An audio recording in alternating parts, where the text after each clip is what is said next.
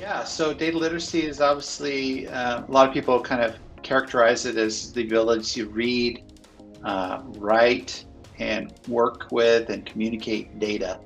And so obviously most of our roles today are being inundated with data. Data is now not just for the data scientists, not just for the analysts, not just for the executives, but all of us now have probably some exposure to data in our roles, and that's introducing new challenges for many people that maybe haven't been used to using data on a regular basis in the past, and are now being required to use data more and more in their roles. And so that's introduced a challenge for many organizations because they're realizing, okay, we've spent all this money on these really expensive analytics tools and platforms, and they're not seeing people embracing them, not seeing people being able to use them and adopt them like they should to get the full value of these investments. So I think data literacy has been identified as a key gap for many companies. Like for many years, it's all been, a lot of decisions have been based on just gut feel, just based on our experience. And what we're finding is that we can make better decisions with data when we have data as part of that decision-making process. There was a report that was shared by PwC, the accounting firm, probably about just over 5 years ago.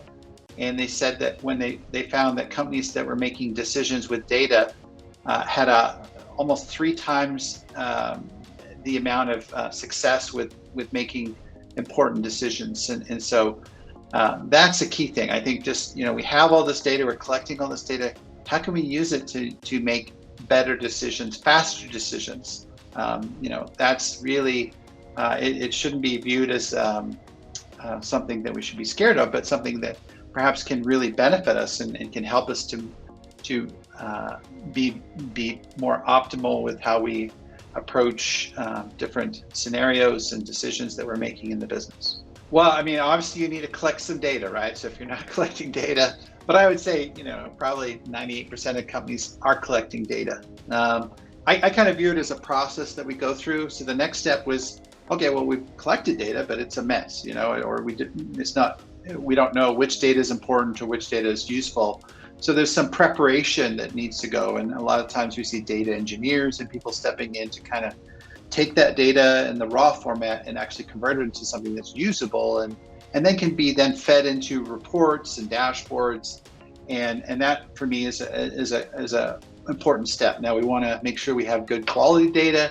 We want to make sure that we have a data strategy so that we're aligning our business objectives with our data that we're collecting, and that those metrics are the ones that, we talk about KPIs or key performance indicators, the key metrics that we need to make important decisions and understand how the business is operating and how things are performing. And so yeah, getting the data, preparing it, then visualizing, getting into reports and dashboards so that more people have access to it than just the executives or the analyst team or the data science team. I mean, let's put it in the hands of everybody who needs it so that they can make smart decisions at their level and in their part of the business.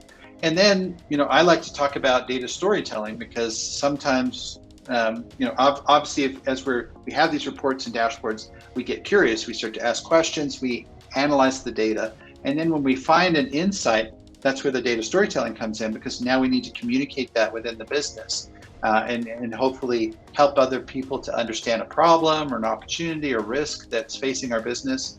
And that's really where communication becomes really important. And that's what I specialize more on, the communication, the data storytelling aspect of how do we take insights and drive action and value with those insights.